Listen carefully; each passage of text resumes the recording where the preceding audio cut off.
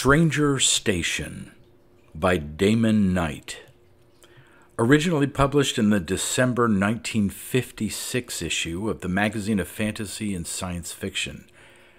Republished the next year in the second annual volume of the year's greatest science fiction. Then in the March 1959 issue of Fiction magazine. And in 1963 was among a collection of the author's short stories called In Deep. Read by Daryl T. Smith, the second for my channel, Quasar Spectra. Stranger Station. The clang of metal echoed hollowly down through the station's many vaulted corridors and rooms. Paul Wesson stood listening for a moment as the rolling echoes died away. The maintenance rocket was gone, heading back to home. They had left him alone in Stranger Station. Stranger Station. The name itself quickened his imagination. Wesson knew that both orbital stations had been named a century ago by the then British administration of the satellite service. Home, because the larger inner station handled the traffic of Earth and its colonies. Stranger, because the outer station was designed specifically for dealings with foreigners, beings from outside the solar system.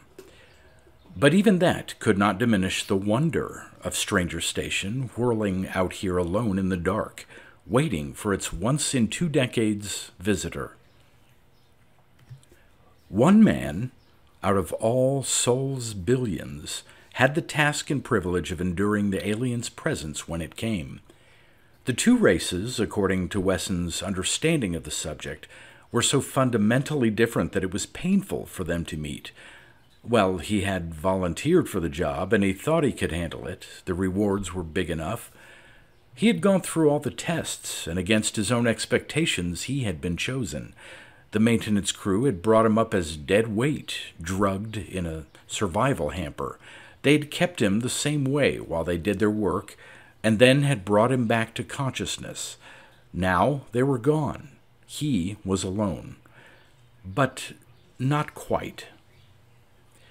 "Welcome to Stranger Station, Sergeant Wesson," said a pleasant voice.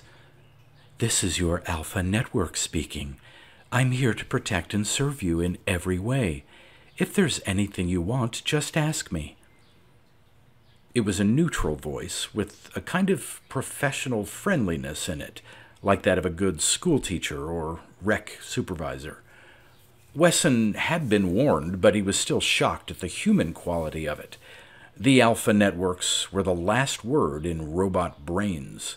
Computers, safety devices, personal servants, libraries, all wrapped up in one, with something so close to personality and free will that experts were still arguing the question. They were rare and fantastically expensive. Wesson had never met one before. "Thanks," he said now to the empty air. What do I call you, by the way? I can't keep saying, 'Hey, Alpha Network.'" "One of your recent predecessors called me Aunt Nettie," was the response. Wesson grimaced. Alpha Network, Aunt Nettie. He hated puns. That wouldn't do. "The aunt part is all right," he said. "Suppose I call you Aunt Jane? That was my mother's sister. You sound like her a little bit." "I am honored," said the invisible mechanism politely. "Can I serve you any refreshments now? Sandwiches? A drink?" "Not just yet," said Wesson. "I think I'll look the place over first." He turned away. That seemed to end the conversation as far as the network was concerned. A good thing. It was all right to have it for company, speaking when spoken to, but if it got talkative... The human part of the station was in 4 segments: bedroom, living room, dining room, bath. The living room was comfortably large and pleasantly furnished in greens and tans. The only mechanical note in it was the big instrument console in one corner. The other rooms, arranged in a ring around the living room, were tiny, just enough space for Wesson, a narrow encircling corridor, and the mechanisms that would serve him. The whole place was spotlessly clean, gleaming and efficient in spite of its 20-year layoff. "This is the gravy part of the run," Wesson told himself. The month before the alien came, good food, no work, and an alpha network for conversation. "Aunt Jane, I'll have a small steak now," he said to the network. "Medium rare, with hash brown potatoes, onions, and mushrooms, and a glass of lager. Call me when it's ready." "Right," said the voice pleasantly. Out in the dining room, the auto chef began to hum and cluck self-importantly. Wesson wandered over and inspected the instrument console. Airlocks were sealed and tight, said the dials. The air was cycling. The station was in orbit and rotating on its axis with a force at the perimeter, where Wesson was, of 1 g.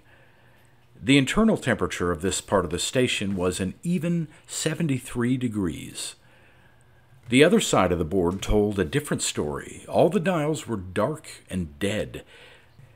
Sector 2, occupying a volume some 88,000 times as great as this one, was not yet functioning. Wesson had a vivid mental image of the station, from photographs and diagrams. A 500-foot duralumin sphere onto which the shallow 30-foot disk of the human section had been stuck apparently as an afterthought. The whole cavity of the sphere, very nearly, except for a honeycomb of supply and maintenance rooms and the all-important, recently enlarged vats, was one cramped chamber for the alien. "Steak's ready," said Aunt Jane. The steak was good, bubbling crisp outside the way he liked it, tender and pink inside. "Aunt Jane," he said with his mouth full, "this is pretty soft, isn't it?" "The steak?" asked the voice, with a faintly anxious note. Wesson grinned. "Never mind," he said. "Listen, Aunt Jane, you've been through this routine. How many times? Were you installed with the station or what?" "I was not installed with the station," said Aunt Jane primly. "I have assisted at 3 contacts." Cigarette," said Wesson, slapping his pockets. The auto chef hummed for a moment and popped a pack of GIs out of a vent. Wesson lit up. "All right," he said. "You've been through this 3 times. There are a lot of things you can tell me, right?" "Oh, yes, certainly. What would you like to know?" Wesson smoked, leaning back reflectively, green eyes narrowed. "First," he said, "read me the pigeon report. You know, from the brief history. I want to see if I remember it right." "Chapter 2, said the voice promptly. "First contact with a non-solar intelligence was made by Commander Ralph C. Pigeon on July 1st, 1987, during an emergency landing on Titan. The following is an excerpt from his official report. While searching for a possible cause for our mental disturbance, we discovered what appeared to be a gigantic construction of metal on the far side of the ridge. Our distress grew stronger with the approach to this construction, which was polyhedral and approximately 5 times the length of the colonne. Some of those present expressed a wish to retire, but Lieutenant Akoff and myself had a strong sense of being called or summoned in some indefinable way. Although our uneasiness was not lessened, we therefore agreed to go forward and keep radio contact with the rest of the party while they returned to the ship. We gained access to the alien construction by way of a large, irregular opening. The internal temperature was minus 75 degrees Fahrenheit. The atmosphere appeared to consist of methane and ammonia. Inside the second chamber, an alien creature was waiting for us. We felt the distress which I have tried to describe to a much greater degree than before, and also the sense of summoning or pleading. We observed that the creature was exuding a thick yellowish fluid from certain joints or pores in its face. Though disguised, I managed to collect a sample of this exudate, and it was later forwarded for analysis. The second contact was made 10 years later by Commodore Crawford's famous Titan expedition. Now, that's enough, said Wesson. I just wanted the pigeon quote. He smoked, brooding. It seems kind of chopped off, doesn't it? Have you got a longer version in your memory banks anywhere? There was a pause. No, said Aunt Jane. There was more to it when I was a kid, Wesson complained nervously. I read that book when I was 12, and I remember a long description of the alien. That is, I remember its being there. He swung around. Listen, Aunt Jane, you're a sort of universal watchdog, that right? You've got cameras and mics all over the station? Yes, said the network, sounding, was it Wesson's imagination? Faintly injured. Well, what about Sector 2? You must have cameras up there, too, isn't that so? Yes. All right, then you can tell me. What do the aliens look like? There was a definite pause. I'm sorry, I can't tell you that, said Aunt Jane. No, said Wesson. I didn't think you could. You've got orders not to, I guess, for the same reason those history books have been cut since I was a kid. Now, what would the reason be? Have you got any idea, Aunt Jane? There was another pause. Yes, the voice admitted. Well? I'm sorry, I can't tell you that, Wesson repeated along with it. All right, at least we know where we stand. Yes, Sergeant. Would you like some dessert? No dessert. One other thing. What happens to station watchmen like me after their tour of duty? They are upgraded to Class 7, students with unlimited leisure, and receive outright gifts of 7,000 stellars, plus free Class 1 housing. Yeah, I know all that, said Wesson, licking his dry lips. But here's what I'm asking you, the ones you know. What kind of shape were they in when they left here? The usual human shape, said the voice brightly. Why do you ask, Sergeant? Wesson made a discontented gesture. Something I remember from a bull session at the academy. I can't get it out of my head. I know it had something to do with the station, just part of a sentence, blind as a bat and white bristles all over. Now, would that be a description of the alien or the watchman when they came to take him away? Aunt Jane went into one of her heavy pauses. All right, I'll save you the trouble, said Wesson. You're sorry you can't tell me that. I am sorry, said the robot sincerely. As the slow days passed into weeks, Wesson grew aware of the station almost as a living thing. He could feel its resilient metal ribs enclosing him, lightly bearing his weight with its own as it swung. He could feel the waiting emptiness up there, and he sensed the alert electronic network that spread around him everywhere, watching and probing, trying to anticipate his needs. Aunt Jane was a model companion. She had a record library of thousands of hours of music. She had films to show him and micro-printed books that he could read on the scanner in the living room, or if he preferred, she would read them to him. She controlled the station's 3 telescopes and, on request, would give him a view of Earth, or the moon, or home. But there was no news. Aunt Jane would obligingly turn on the radio receiver if he asked her, but nothing except static came out. That was the thing that weighed most heavily on Wesson as time passed, the knowledge that radio silence was being imposed on all ships in transit, on the orbital stations, and on the planet-to-space transmitters. It was an enormous, almost a crippling handicap, Some information could be transmitted over relatively short distances by photophone, but ordinarily the whole complex traffic of the space lanes depended on radio. But this coming alien contact was so delicate a thing that even a radio voice, out here where the Earth was only a tiny disk twice the size of the moon, might upset it. It was so precarious a thing, Wesson thought, then only one man could be allowed in the station while the alien was there, and to give that man the company that would keep him sane, they had to install an alpha network. "Aunt Jane?" The voice answered promptly. "Yes, Paul?" "This distress that the books talk about, you wouldn't know what it is, would you?" "No, Paul." "Because robot brains don't feel it, right?"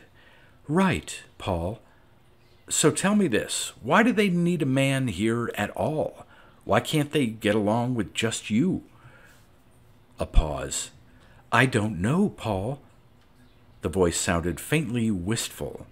Were those gradations of tone really in it, Wesson wondered, or was his imagination supplying them? He got up from the living room couch and paced restlessly back and forth. "Let's have a look at Earth," he said. Obediently, the viewing screen on the console glowed into life. There was the blue Earth, swimming deep below him in its first quarter, jewel bright. "Switch it off," Wesson said. "A little music," suggested the voice, and immediately began to play something soothing, full of woodwinds. "No," said Wesson. The music stopped. Wesson's hands were trembling. He had a caged and frustrated feeling. The fitted suit was in its locker beside the airlock. Wesson had been topside in it once or twice. There was nothing to see up there, just darkness and cold. But he had to get out of this squirrel cage.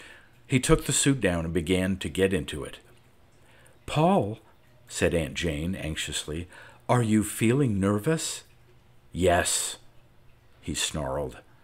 "Then don't go into Sector 2, said Aunt Jane. "Don't tell me what to do, you hunk of tin," said Wesson with sudden anger. He zipped up the front of his suit with a vicious motion. Aunt Jane was silent. Seething, Wesson finished his check-off and opened the lock door. The airlock, an upright tube barely large enough for one man, was the only passage between Sector 1 and Sector 2. It was also the only exit from Sector 1. To get here in the first place, Wesson had to enter the big lock at the south pole of the sphere and travel all the way down inside by drop hole and catwalk. He had been drugged unconscious at the time, of course. When the time came, he would go out the same way. Neither the maintenance rocket nor the tanker had any space or time to spare. At the North Pole opposite, there was a third airlock, this one so huge it could easily have held an interplanet freighter. But that was nobody's business, no human beings. In the beam of Wesson's helmet lamp, the enormous central cavity of the station was an inky gulf that sent back only remote, mocking glimmers of light. The near walls sparkled with hoarfrost. Sector 2 was not yet pressurized. There was only a diffuse vapor that had leaked through the air seal and had long since frozen into the powdery deposit that lined the walls. The metal rang cold under his shod feet. The vast emptiness of the chamber was the more depressing because it was airless, unwarmed, and unlit. "Alone," said his footsteps. "Alone." He was 30 yards up the catwalk when his anxiety suddenly grew stronger. Wesson stopped in spite of himself and turned clumsily, putting his back to the wall. The support of the solid wall was not enough. The catwalk seemed threatening to tilt underfoot, dropping him into the lightless gulf. Wesson recognized this drained feeling, this metallic taste at the back of his tongue. It was fear. The thought ticked through his head. They want me to be afraid.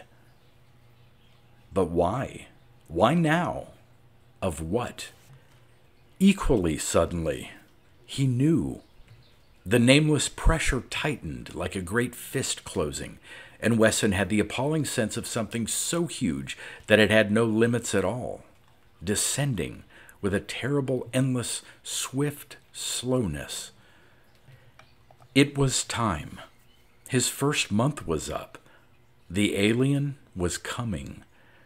As Wesson turned, gasping, the whole huge structure of the station around him seemed to dwindle to the size of an ordinary room, and Wesson with it, so that he seemed to himself like a tiny insect, frantically scuttling down the walls towards safety. Behind him, as he ran, the station boomed. In the silent rooms, all the lights were burning dimly. Wesson lay still, looking at the ceiling. Up there, his imagination formed a shifting, changing image of the alien, huge, shadowy, formlessly menacing. Sweat had gathered in globules on his brow. He stared, unable to look away. "That was why you didn't want me to go topside, huh, Aunt Jane?" he said hoarsely. "Yes, the nervousness is the first sign, but you gave me a direct order, Paul." "I know it," he said vaguely, still staring fixedly at the ceiling. "A funny thing, Aunt Jane?" "Yes, Paul?" "You won't tell me what it looks like, right?" "No, Paul." "I don't want to know. Lord, I don't want to know. Funny thing, Aunt Jane, part of me is just pure funk. I'm so scared. I'm nothing but a jelly." "I know," said the voice gently. "And part is real cool and calm, as if it didn't matter. Crazy, the things you think about, you know?" "What things, Paul?" He tried to laugh. "I'm remembering a kid's party I went to 25 years ago. I was 9. I remember because that was the same year my father died. We were living in Dallas then, in a rented mobile house, and there was a family in the next tract with a bunch of redheaded kids. They were always throwing parties. Nobody liked them much, but everybody always went." "Tell me about the party, Paul." He shifted on the couch. This one was a Halloween party. I remember the girls had on black and orange dresses, and boys mostly wore spirit costumes. I was about the youngest kid there, and I felt kind of out of place. Then all of a sudden, one of the redheads jumps up in a skull mask, hollering, "Come on, everybody, get ready for hide and seek." And he grabs me and says, "You be it." And before I can even move, he shoves me into a dark closet, and I hear that door lock behind me. He moistened his lips. And then, in the darkness, I feel something hit my face. Cold and clammy, like, I don't know, something dead. I just hunched up on the floor of that closet, waiting for that thing to touch me again. That thing, cold, and that thing to touch me again. That thing, cold and kind of gritty, hanging up there. You know what it was? A cloth glove, full of ice and bran cereal. A joke. Boy, that was one joke I never forgot. Aunt Jane? Yes, Paul?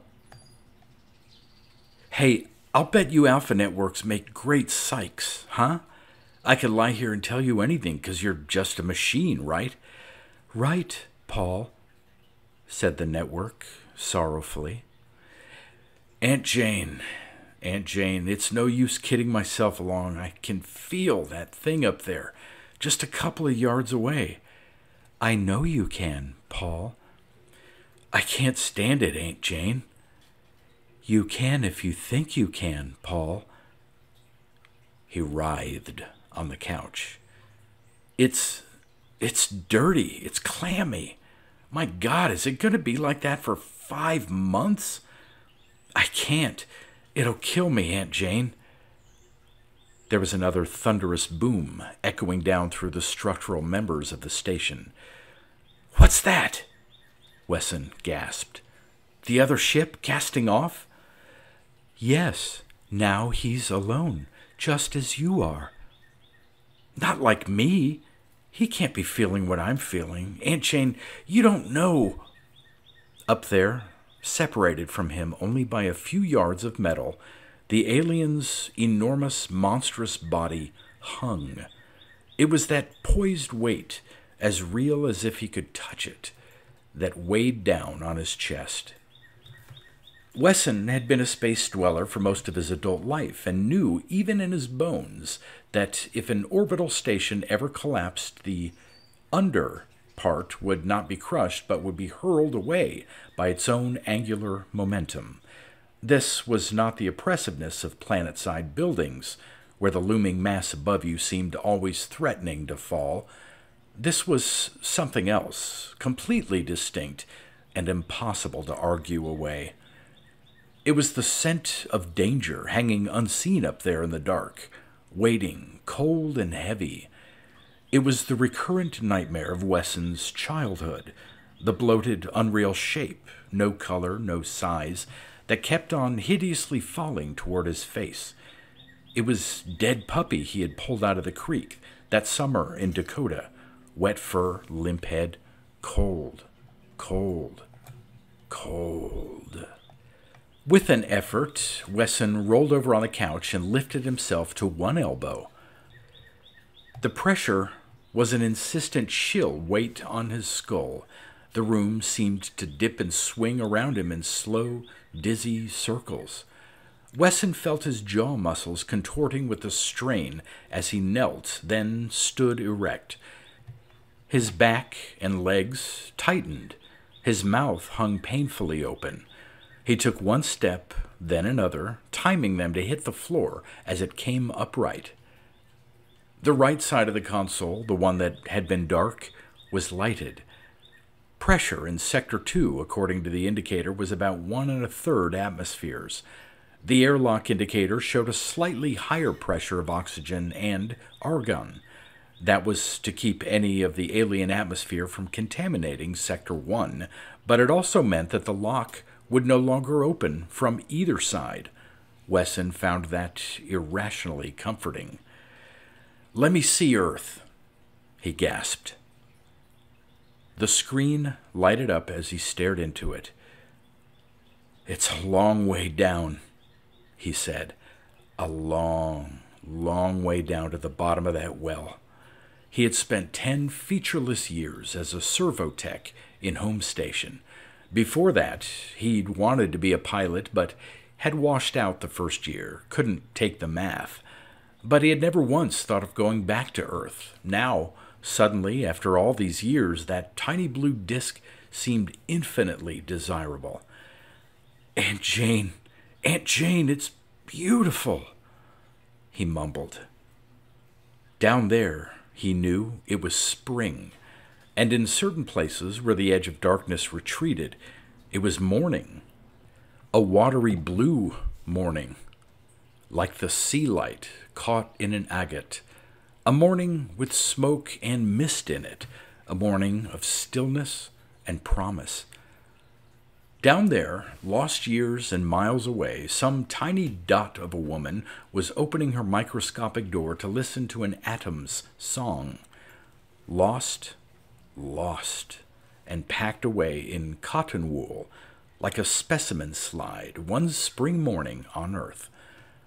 Black miles above, so far that 60 Earths could have been piled one on another to make a pole for his perch, Wesson swung in his endless circle within a circle. Yet, fast as the gulf beneath him was, all this, Earth, moon, orbital stations, ships, yes, the sun and all the rest of his planets, too, was the merest sniff of space, to be pinched up between thumb and finger. Beyond, there was the true gulf. In that deep night, galaxies lay sprawled a-glitter, piercing a distance that could only be named in a meaningless number, a cry of dismay. 0, 0, 0. Crawling and fighting, blasting with energies too big for them, men had come as far as Jupiter, but if a man had been tall enough to lie with his boots toasting in the sun and his head freezing at Pluto, still he would have been too small for that overwhelming emptiness. Here, not at Pluto, was the outermost limit of man's empire. Here the outside funneled down to meet it, like the pinched waist of an hourglass.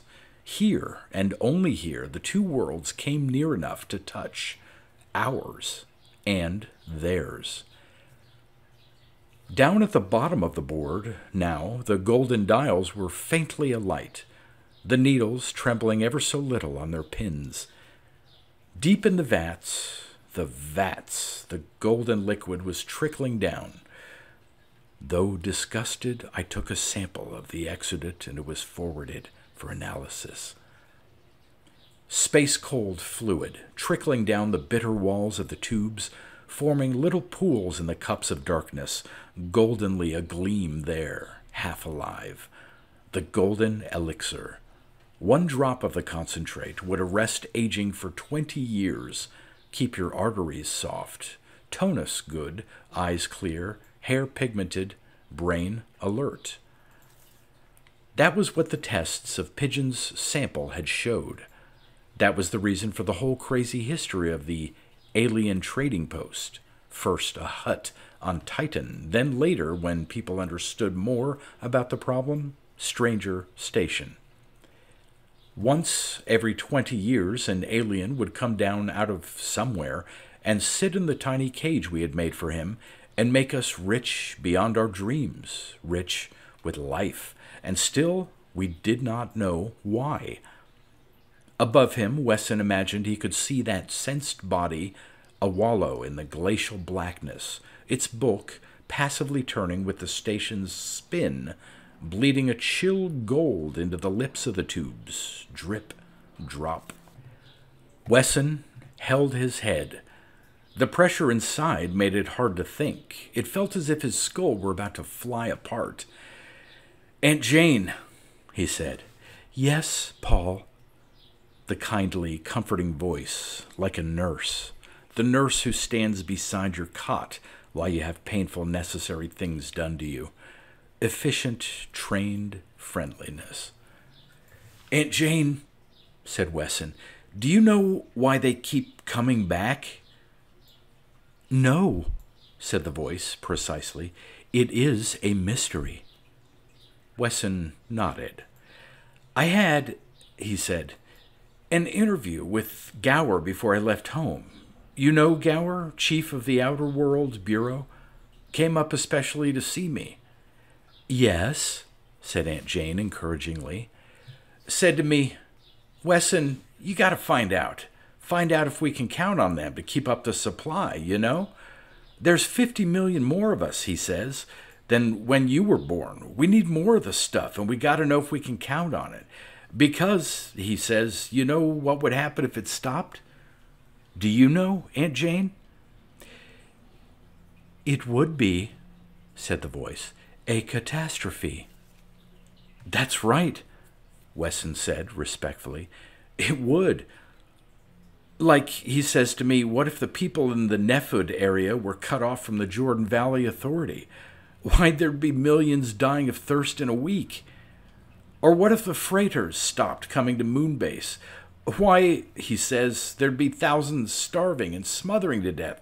He says, where the water is, where you can get food and air, people are going to settle and get married, you know, and have kids.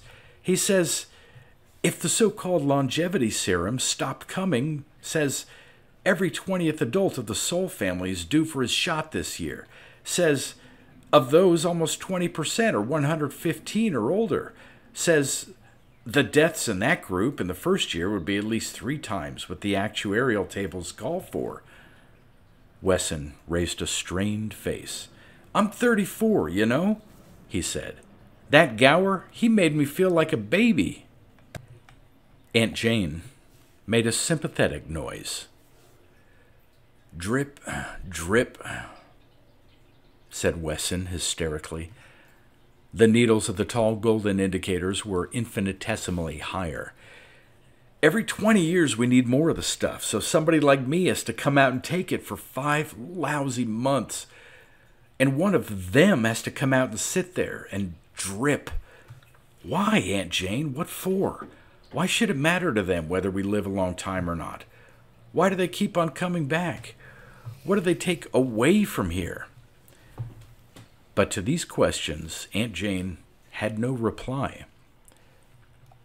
All day and every day, the lights burned cold and steady in the circular gray corridor around the rim of Sector 1. The hard gray flooring had been deeply scuffed in that circular path before Wesson ever walked there. The corridor existed for that only, like a treadmill in a squirrel cage. It said, "Walk," and Wesson walked. A man would go crazy if he sat still with that squirming, indescribable pressure on his head, and so Wesson paced off the miles, all day and every day, until he dropped like a dead man in the bed at night. He talked, too, sometimes to himself, sometimes to the listening Alpha Network. Sometimes it was difficult to tell which. "Moss on a rock," he muttered, pacing. "Told him, wouldn't give 20 mils for any damn shell. Little pebbles down there, all colors." He shuffled on in silence for a while. Abruptly, "I don't see why they couldn't have given me a cat." Aunt Jane said nothing. After a moment, Wesson went on. "Nearly everybody at home has a cat, for God's sake, or a goldfish or something. You're all right, Aunt Jane, but I can't see you. My God, I mean, if they couldn't send a man or woman for company, my God, I never liked cats." He swung around the doorway into the bedroom and absent-mindedly slammed his fist into the bloody place on the wall. "But a cat would have been something," he said. Aunt Jane was still silent. "Don't pretend your damn feelings are hurt. I know you. You're only a damn machine," said Wesson. "Listen, Aunt Jane, I remember a cereal package one time that had a horse and a cowboy on the side. There wasn't much room, so about all you saw was their faces. It used to strike me funny how much they looked alike. 2 ears on the top with hair in the middle, 2 eyes, nose, mouth with teeth in it. I was thinking, we're kind of distant cousins, aren't we, us and the horses? But compared to that thing up there, we're brothers, you know?" "Yes," said Aunt Jane quietly. "So I keep asking myself, why couldn't they have sent a horse or a cat instead of a man? But I guess the answer is because only a man could take what I'm taking. God, only a man, right?" "Right," said Aunt Jane with deep sorrow. Wesson stopped at the bedroom doorway again and shuddered, holding on to the frame. "Aunt Jane," he said in a low, clear voice, "you take pictures of him up there, don't you?" "Yes, Paul." "And you take pictures of me. And then what happens? After it's all over, who looks at the pictures?" "I don't know," said Aunt Jane humbly. "You don't know. But whoever looks at him, it doesn't do any good. Right? We got to find out why? And we never do find out, do we?" "No," said Aunt Jane. "But don't they figure that if the man who's going through it could see him, he might be able to tell something that other people couldn't? Doesn't that make sense?" "That's out of my hands, Paul." He sniggered. "That's funny. Oh, that's funny." He chortled in his throat, reeling around the circuit. "Yes, that's funny," said Aunt Jane. "Aunt Jane, tell me what happens to the watchman." "I can't tell you that, Paul." He lurched into the living room, sat down before the console, beat on its smooth, cold metal with his fists. "What are you, some kind of monster? Isn't there any blood in your veins, damn it, or oil, or anything?" "Please, Paul, don't you see? All I want to know, can they talk? Can they tell anything after their tour is over? No, Paul. He stood upright, clutching the console for balance. They can't? No, I figured. And you know why? No. Up there, said Wesson obscurely. Moss on the rock. Paul, what? We get changed, said Wesson, stumbling out of the room again. We get changed like a piece of iron next to a magnet. Can't help it. You, non-magnetic, I guess, goes right through you, huh, Aunt Jane? You don't get changed. You stay here. Wait for the next one. Yes, said Aunt Jane. You know, said Wesson, pacing. I can tell how he's lying up there. Head that way, tail the other. Am I right? Yes, said Aunt Jane. Wesson stopped.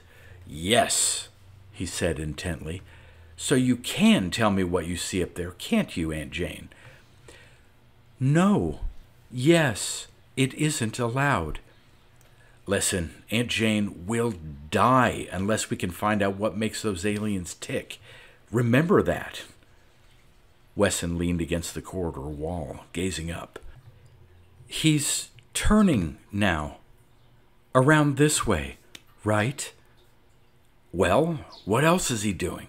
Come on, Aunt Jane, tell me. A pause. He is twitching his... What? I don't know the words. My God, said Wesson, clutching his head. Of course there aren't any words.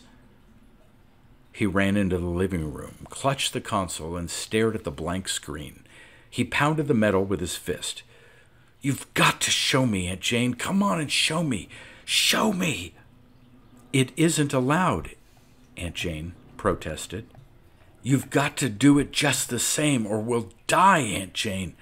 Millions of us, billions, and it'll be your fault. Get it? Your fault, Aunt Jane. Please, said the voice. There was a pause. The screen flickered to life for an instant only. Wesson had a glimpse of massive and dark, but half-transparent, like a magnified insect, a tangle of nameless limbs, whip-like filaments, claws, wings. He clutched at the edge of the console. Was that all right? Aunt Jane asked. Of course. What do you think? It'll kill me to look at it?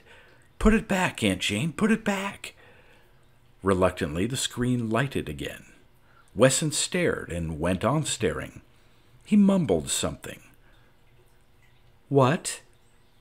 Said Aunt Jane. Life of my love, I loathe thee, said Wesson, staring. He roused himself after a moment and turned away. The image of the alien stayed with him as he went reeling into the corridor again. He was not surprised to find that it reminded him of all the loathsome, crawling, creeping things the earth was full of. That explained why he was not supposed to see the alien or even know what it looked like, because that fed his hate. And it was all right for him to be afraid of the alien, but he was not supposed to hate it. Why not? Why not? His fingers were shaking. He felt drained, steamed, dried up and withered. The one daily shower Aunt Jane allowed him was no longer enough. 20 minutes after bathing, the acid sweat dripped again from his armpits. The cold sweat was beaded on his forehead. The hot sweat was in his palms. Wesson felt as if there were a furnace inside him, out of control, all the dampers drawn. He knew that under stress, something of the kind did happen to man. The body's chemistry was altered. More adrenaline, more glycogen in the muscles, eyes brighter, digestion retarded. That was the trouble. He was burning himself up, unable to fight the thing that tormented him, nor run from it. After another circuit, Wesson's steps faltered. He hesitated and went into the living room. He leaned over the console, staring. From the screen, the alien stared blindly up into space, Down in the dark side, the golden indicators had climbed. The vats were more than 2/3 filled. To fight or run? Slowly, Wesson sank down in front of the console. He sat hunched, head bent, hands squeezed tight between his knees, trying to hold on to the thought that had come to him. If the alien felt a pain as great as Wesson's, or greater, stress might alter the alien's body chemistry too. Life of my love, I loathe thee. Wesson pushed the irrelevant thought aside. He stared at the screen, trying to envisage the alien, up there, wincing in pain and distress, sweating a golden sweat of horror. After a long time, he stood up and walked into the kitchen. He caught the table edge to keep his legs from carrying him on around the circuit. He sat down. Humming fondly, the auto chef slid out a tray of small glasses: water, orange juice, milk. Wesson put the water glass to his stiff lips. The water was cool and hurt his throat. Then the juice, but he could only drink a little of it. Then he sipped the milk. Aunt Jane hummed approvingly. Dehydrated, how long it had been since he had eaten or drunk. He looked at his hands. They were thin bundles of sticks, ropey-veined, with hard yellow claws. He could see the bones of his forearms under the skin, and his heart's beating stirred the cloth at his chest. The pale hairs on his arms and thighs, were they blonde or white? The blurred reflections in the metal trim of the dining room gave him no answers, only pale, faceless smears of gray. Wesson felt light-headed and very weak, as if he had just ended a bout of fever. He fumbled over his ribs and shoulder bones. He was thin. He sat in front of the auto chef for a few minutes more, but no food came out. Evidently, Aunt Jane did not think he was ready for it, and perhaps she was right. Worse for them than for us, he thought dizzily. That's why the station's so far out. Why radio silence and only one man aboard? They couldn't stand it all otherwise. Suddenly he could think of nothing but sleep. The bottomless pit, layer after layer of smothering velvet, numbing and soft. His leg muscles quivered and twitched when he tried to walk, but he managed to get to the bedroom and fall on the mattress. The resilient block seemed to dissolve under him. His bones were melting. He woke with a clear head, very weak, thinking cold and clear. When two alien cultures meet, the stronger must transform the weaker with love or hate. Wesson's law, he said aloud. He looked automatically for pencil and paper, but there was none, and he realized he would have to tell Aunt Jane and let her remember it. I don't understand, she said. Never mind. Remember it anyway. You're good at that, aren't you? Yes, Paul. All right. I want some breakfast. He thought about Aunt Jane, so nearly human, sitting up here in her metal prison, leading one man after another through the torment of hell. Nursemaid, protector, torturer. They must have known that something would have to give, but the Alphas were comparatively new. Nobody understood them very well. Perhaps they really thought that an absolute prohibition could never be broken. The stronger must transform the weaker. I'm the stronger, he thought, and that's the way it's going to be. He stopped at the console, and the screen was blank. He said angrily, Aunt Jane! And with a guilty start, the screen flickered into life. Up there, the alien had rolled again in his pain.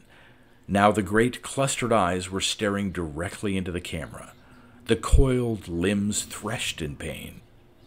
The eyes were staring, asking, pleading. No, said Wesson, feeling his own pain like an iron cap, and he slammed his hand down on the manual control. The screen went dark. He looked up, sweating, and saw the floral picture over the console. The thick stems were like antennae, the leaves thoraxes, the buds like blind insect eyes. The whole picture moved slightly, endlessly, in a slow, waiting rhythm. Wesson clutched the hard metal of the console and stared at the picture with sweat cold on his brow until it turned into a calm, meaningless arrangement of lines again. Then he went into the dining room, shaking, and sat down. After a moment he said, "Aunt Jane, does it get worse?" "No. From now on, it gets better." "How long?" he asked vaguely. 1 month. A month, getting better. That was the way it had always been, with the watchman swamped and drowned, his personality submerged. Wesson thought about the men who had gone before him. Class 7 citizenship with unlimited leisure, and Class 1 housing, yeah, sure, in a sanatorium. His lips peeled back from his teeth, and his fists clenched hard. "Not me," he thought. He spread his hands on the cool metal to steady them. He said, "How much longer do they usually stay able to talk?" "You are talking already longer than any of them." Then there was a blank. Wesson was vaguely aware, in snatches, of the corridor walls moving past, and the console glimpsed, and of a thunderous cloud of ideas that swirled around his head in a beating of wings. The aliens. What did they want? And what happened to the watchman in Stranger Station? The haze receded a little, and he was in the dining room again, staring vacantly at the table. Something was wrong. He ate a few spoonsful of the gruel the autochef served him and pushed it away. The stuff tasted faintly unpleasant. The machine hummed anxiously and thrust a poached egg at him, but Wesson got up from the table. The station was all but silent. The resting rhythm of the household machines throbbed in the walls, unheard. The blue-lit living room was spread out before him like an empty stage setting, and Wesson stared as if he had never seen it before. He lurched to the console and stared down at the pictured alien on the screen. Heavy, heavy, a sprawl with pain in the darkness. The needles of the golden indicators were high, the enlarged vats almost full. "It's too much for him," Wesson thought with grim satisfaction. The peace that followed the pain had not descended as it was supposed to. No, not this time. He glanced up at the painting over the console. Heavy crustacean limbs that swayed gracefully in the sea. He shook his head violently. "I won't let it. I won't give in."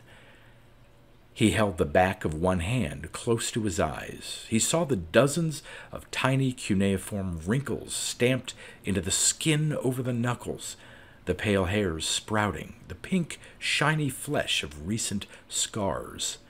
"I'm human," he thought. But when he let his hand fall onto the console, the bony fingers seemed to crouch like crustaceans' legs, ready to scuttle. Sweating, Wesson stared into the screen.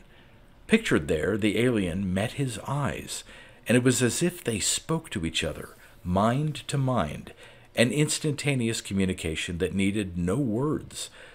There was a piercing sweetness to it, a melting, dissolving luxury of change into something that would no longer have any pain. A pull, a calling. Wesson straightened up slowly, carefully, as if he held some fragile thing in his mind that must not be handled roughly, or it would disintegrate. He said hoarsely, "Aunt Jane!" She made some responsive noise. He said, "Aunt Jane, I've got the answer. The whole thing. Listen. Now wait. Listen." He paused a moment to collect his thoughts. When two alien cultures meet, the stronger must transform the weaker with love or hate. Remember? You said you didn't understand what that meant. I'll tell you what it means. When these monsters met Pigeon 100 years ago on Titan, they knew we'd have to meet again. They're spreading out, colonizing, and so are we. We haven't got interstellar flight yet, but give us another 100 years, we'll get it. We'll wind up out there where they are, and they can't stop us because they're not killers, Aunt Jane. It isn't in them. They're nicer than us. See, they're like the missionaries, and we're the South Sea Islanders. They don't kill their enemies. Oh no, perish the thought. She was trying to say something, to interrupt him, but he rushed on. Listen, the longevity serum, that was a lucky accident. But they played it for all it's worth. Slick and smooth, they come and give us the stuff free. They don't ask for a thing in return. Why not? Listen. They come here, and the shock of that first contact makes them sweat out that golden gook we need. Then, the last month or so, the pain always eases off. Why? Because the two minds, the human and alien, they stop fighting each other. Something gives way. It goes soft, and there's a mixing together. And that's where you get the human casualties of this operation. The bleary men that come out of here, not even able to talk human language anymore. Oh, I suppose they're happy, happier than I am, because they've got something big and wonderful inside them. Something that you and I can't even understand. But if you took them and put them together again with the aliens who spent time here, they could all live together. They're adapted. That's what they're aiming for. He struck the console with his fist. Not now, but 100, 200 years from now, when we start expanding out to the stars. When we go a-conquering, we'll have already been conquered. Not by weapons, Aunt Jane, not by hate, by love. Yes, love.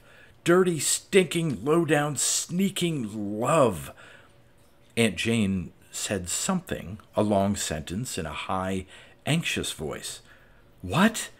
Said Wesson irritably. He couldn't understand a word. Aunt Jane was silent.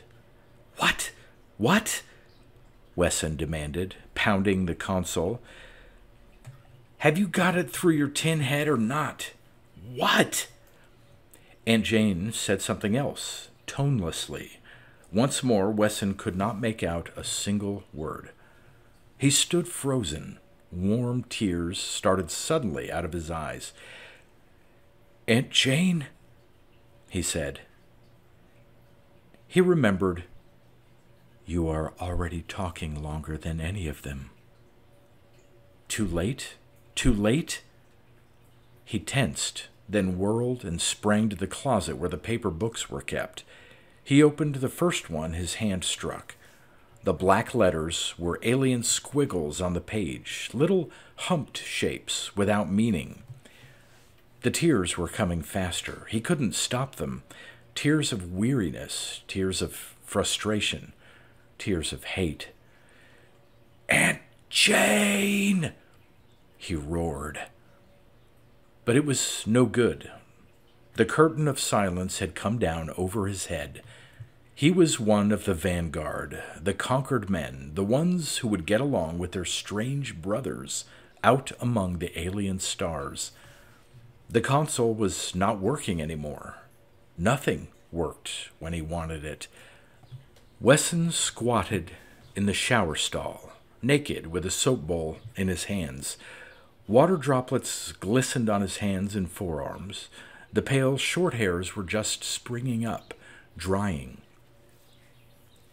The silvery skin of reflection in the bowl gave him back nothing but a silhouette, a shadow man's outline.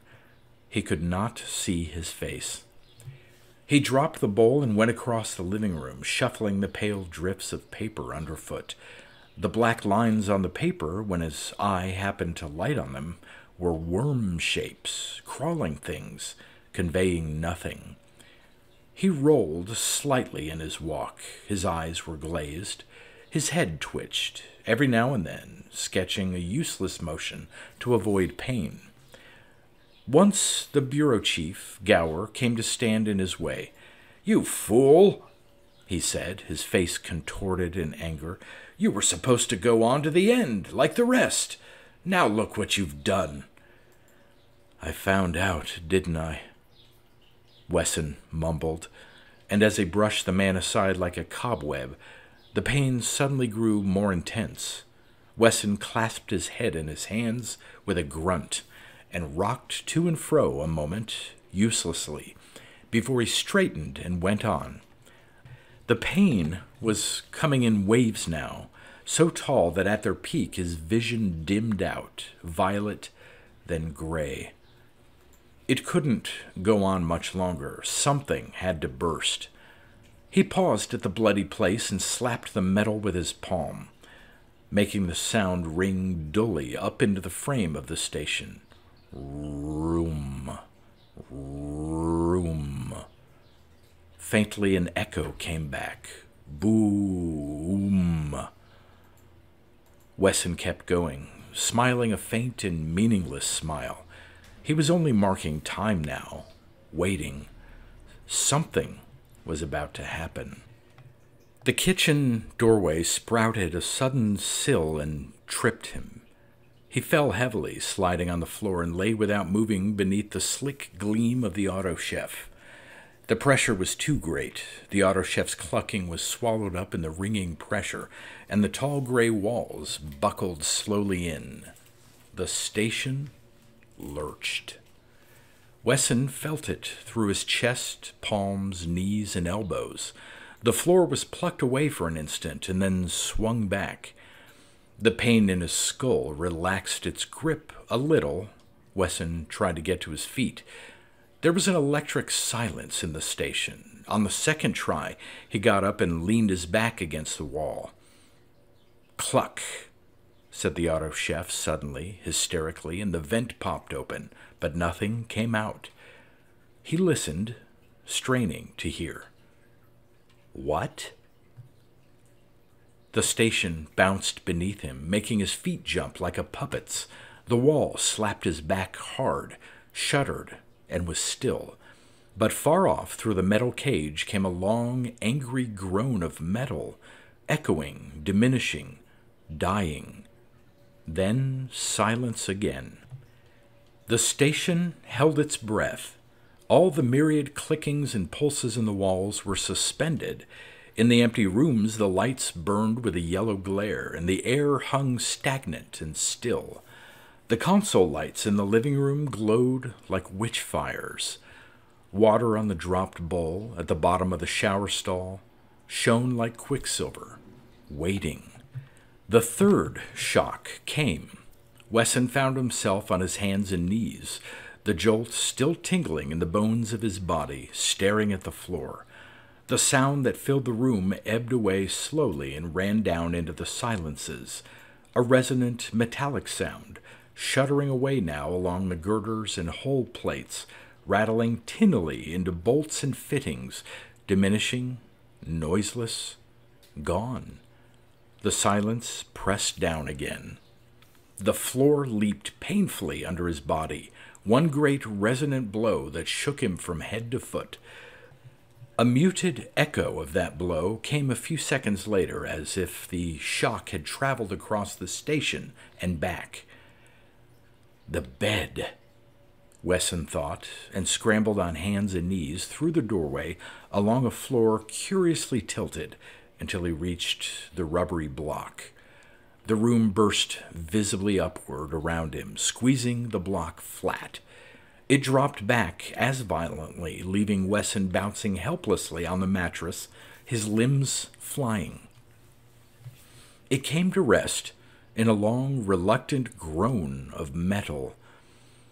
Wesson rolled up on one elbow, thinking incoherently, "Air, the airlock."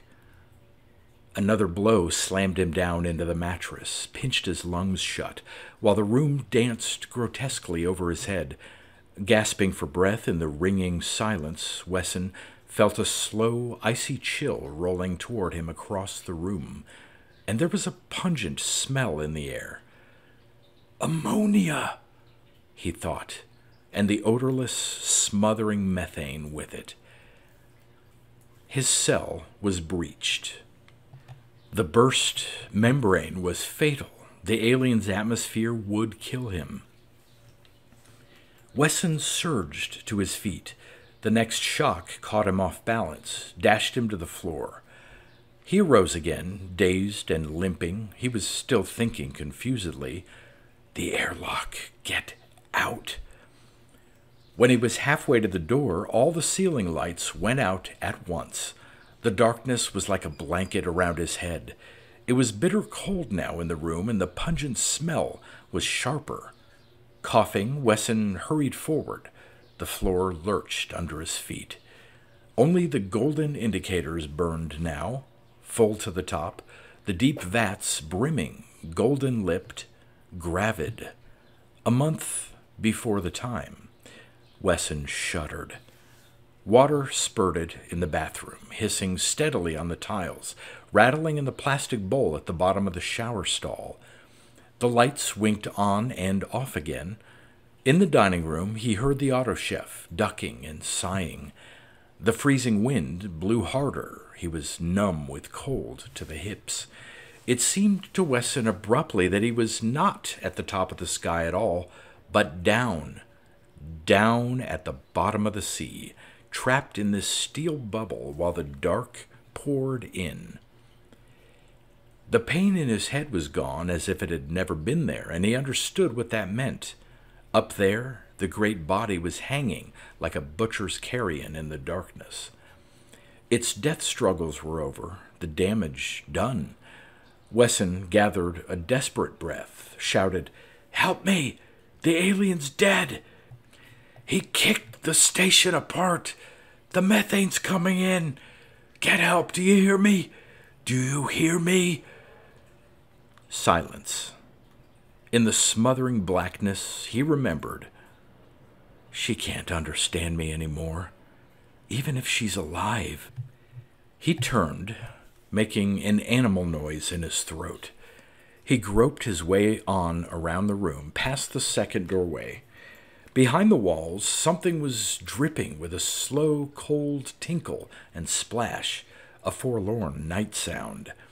Small, hard, floating things rapped against his legs. Then he touched a smooth curve of metal. The airlock.